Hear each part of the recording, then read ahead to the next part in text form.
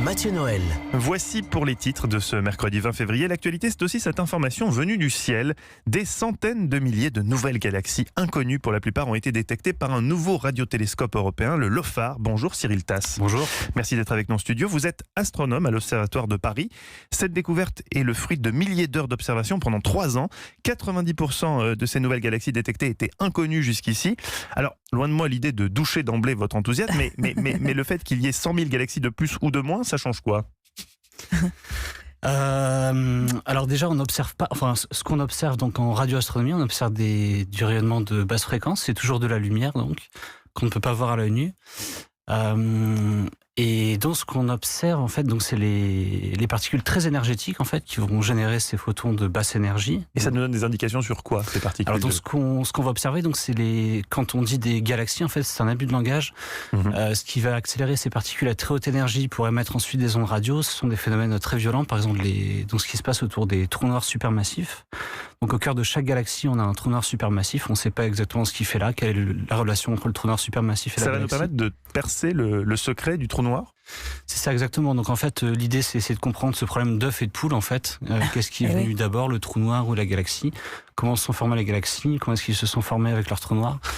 Et donc en fait, ces trous noirs, en fait, quand la matière tombe dans le trou noir, en fait, accélère des particules à très haute énergie et émettent des ondes radio. Donc c'est ce qu'on voit avec l'OFAR. Attendez, déjà qu'on fait on récapitule, parce que moi j'ai vu Interstellar 3 fois, j'ai toujours pas compris ce que c'était qu'un trou noir. Qu'est-ce que c'est qu'un trou noir ? Comment on peut le définir le plus simplement possible ?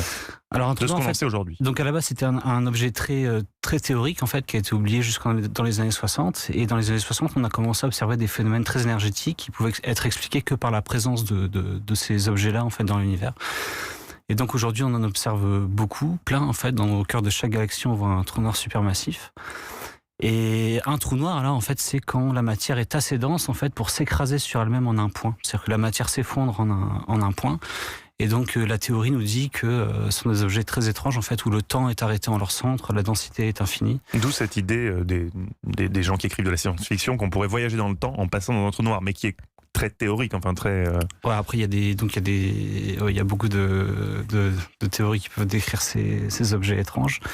Et donc dans l'univers, il y a des choses qui ressemblent à des trous noirs qui existent, et on sait qu'il y a des liens entre ces trous noirs et la formation et l'évolution des galaxies. Donc ce nouveau télescope, c'est une nouvelle fenêtre sur l'univers. C'est vraiment une évolution, c'est une révolution, ce télescope. On peut dire que c'est assez révolutionnaire en fait. Donc c'est basé sur une révolution technologique, tout ce qui est lié aux technologies d'internet en fait. Donc l'OFAR, c'est 100 000 antennes réparties partout en Europe en fait, qui utilisent le réseau internet pour communiquer. Il y en a peut-être à côté de chez nous. Oui, en France, il y a une station. Sur le territoire, il y a une station en France à Nancy. Il y a combien de scientifiques qui travaillent sur ces projets ? C'est plusieurs centaines de scientifiques, donc dans les instituts européens principalement. Et les nouvelles. Alors, vous dites que c'est un abus de langage de parler de nouvelles galaxies, mais est-ce que ça change, est-ce que ce qu'on a découvert là ou ce qu'on va découvrir avec ce télescope, est-ce que ça va changer la cartographie du ciel tel qu'on le connaît actuellement ? On espère que ça va changer la compréhension qu'on a de ces phénomènes, donc les trous noirs, la structure à grande échelle également. Parce que donc, pour accélérer ces particules, il nous faut des phénomènes violents, donc style trou noir, supernova, c'est-à-dire l'explosion des étoiles. Et aussi donc ce qui est évolution de la structure à grande échelle, c'est-à-dire que les galaxies ne sont pas réparties de manière complètement au hasard en fait dans l'univers. Il y a une structure qu'on appelle la structure à grande échelle, des filaments de galaxies qui sont connectés en amas de galaxies. Et donc cette structure évolue, change en fait. On peut avoir des collisions d'amas de galaxies. Et quand les amas de galaxies collisionnent, en fait, ça accélère ces particules à très haute énergie. Et ça, on les observe avec ces radiotélescopes. Dans certains articles de vulgarisation, je dirais, on lit que ces découvertes vont peut-être nous permettre de remonter dans le temps. En astronomie, plus on voit loin, plus on observe le passé. C'est ce que j'ai pu lire. Qu'est-ce que ça veut dire ? C'est ça, donc, puisqu'on a la chance d'avoir la lumière qui voyage à vitesse finie, en fait. Le temps que la lumière arrive jusqu'ici, en fait, il s'est écoulé beaucoup de temps. Et donc, quand on observe un ensemble de galaxies à, par exemple, 1 million d'années-lumière ou 1 milliard d'années-lumière, en fait, on voit l'univers tel qu'il était il y a 1 million d'années ou il y a 1 milliard d'années. Ça, c'est complètement. Et comme l'univers évolue, en fait, on peut voir, on peut remonter, on peut reconstituer le film de l'évolution de l'univers en fait, et essayer de comprendre comment est-ce que ces trous noirs se sont formés, quels sont leurs liens avec les galaxies. Et on en vient, c'est toujours la question rituelle, hein, parce que moi je suis quand même un spécialiste de l'espace et c'est la question un peu pointue que je pose à chaque fois que je reçois quelqu'un de pointu sur l'espace. Quand est-ce qu'on va découvrir des extraterrestres? Non d'une pipe. Est-ce que ce genre d'outil, ce télescope, va permettre peut-être d'observer des exoplanètes ou de trouver des extraterrestres quelque part? Déjà, c'est difficile de donner une définition de ce que c'est la vie. Alors, on sait qu'il y a quelque chose qui ressemble à la vie qui existe localement, en tout cas sur Terre. Et on pense qu'elle existe, enfin qu'elle bouillonne un petit peu partout dans l'univers. Ça dépend de la définition qu'on utilise de ce que c'est la vie. Ensuite, avec des radiotélescopes, on peut essayer de détecter des signes de vie qui nous ressemblent, en fait.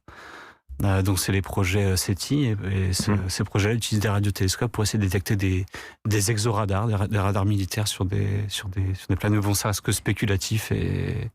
C'est spéculatif, mais j'ai lu que la NASA, après 25 ans après l'arrêt brutal de son programme d'écoute, la NASA pourrait s'intéresser à nouveau à la recherche de civilisations extraterrestres. À l'automne, l'agence spatiale américaine a hébergé à Houston un colloque consacré aux technosignatures. Alors je pense que c'est quand on est à la recherche de signes aussi extraterrestres. Donc ces gens-là, en fait, d'essayer de rechercher des signaux qu'on pourrait émettre. Selon les signaux sont de plus en plus cryptés et encodés. En tout cas, les signaux humains sont de plus en plus difficiles à détecter. Seraient de plus en plus difficiles à détecter. Vous m'avez pas l'air de croire qu'on va trouver cette vie extraterrestre, alors que moi, je l'attends avec impatience. Ça nous fera une bonne ouverture de journal, ça, imaginez. Essayez de définir ce que c'est la vie, déjà, c'est difficile. Oui, c'est vrai, il faut repartir à la base. Merci beaucoup, Cyril Taz. Je rappelle que vous êtes astronome à l'Observatoire de Paris. Merci d'avoir été avec nous en direct sur Europe 1 ce matin.